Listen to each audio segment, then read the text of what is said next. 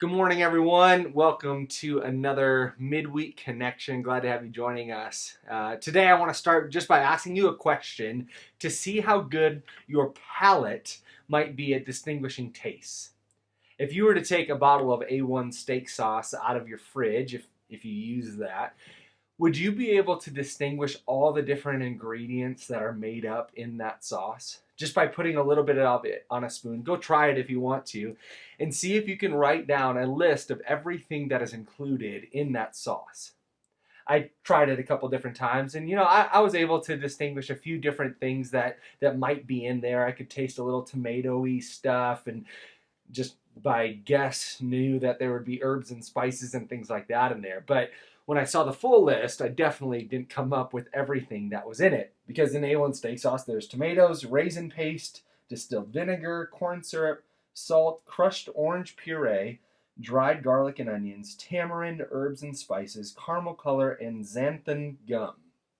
Now, I doubt most of us would be able to distinguish all those different tastes within that sauce. And we have to ask a few questions like, why couldn't we do that? And then two, what would it take to have a trained palate so that you could distinguish and discern all of those different tastes? Well, in order to do that, you would have to spend a lot of time eating and studying and working at developing a palate that could pick out different things and different tastes of the foods that you are eating. And as we think about that idea, we can use that same principle in our spiritual lives and in our thought process as well. In Psalm 34:8, it says, "Taste and see that the Lord is good." In another place in Psalms, we hear David saying that the words of the Lord are sweet to the taste. They're sweeter than honey.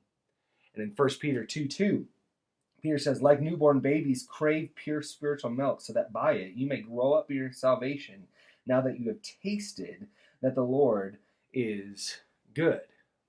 So just like we need to develop a better palate to pick out ingredients in foods that we eat, we also need to develop a better palate when it comes to understanding the Lord and how we are to live for Him.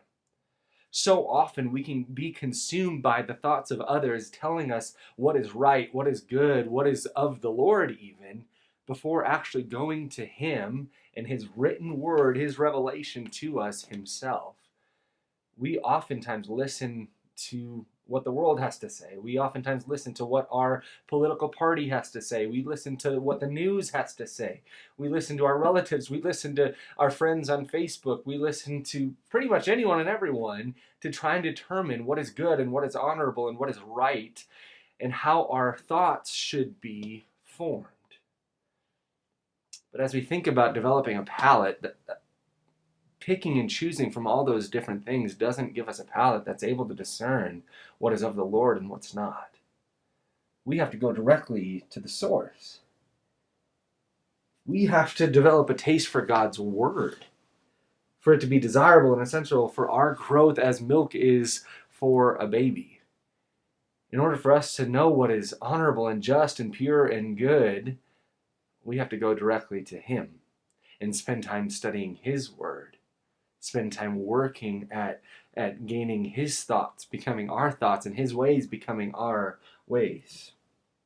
Paul writes in Philippians 4:8-9, and he says, "Finally, brothers, whatever is true, whatever is honorable, whatever is just, whatever is pure, whatever is lovely, whatever is commendable, if there is any excellence, if there is anything of praise, think about these things. What you have learned and received and heard and seen in me, practice these things, and the God of peace will be with you." It tells us to think about things that are praiseworthy and pleasing to the Lord, that our minds should be set on all of these things, meditating on them day and night. Yet again, so often we find our minds meditating and thinking about everything but that.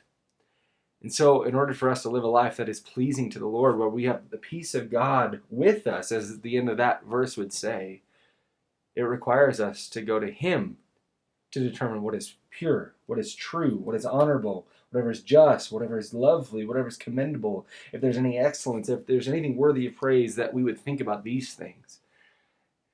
And so often, like I said earlier, we try and get the definitions of those things that are pure and true and honorable and just and lovely, based on our own desires or the things that the world would tell us rather than Him.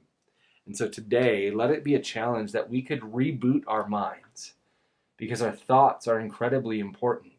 In fact, Solomon writes in Proverbs 23:7, he says, as a man thinks in his heart, so he is. And Jonathan Edwards, a preacher, said, the ideas and images in men's minds are the invisible powers that constantly govern them. So in other words, you are what you think.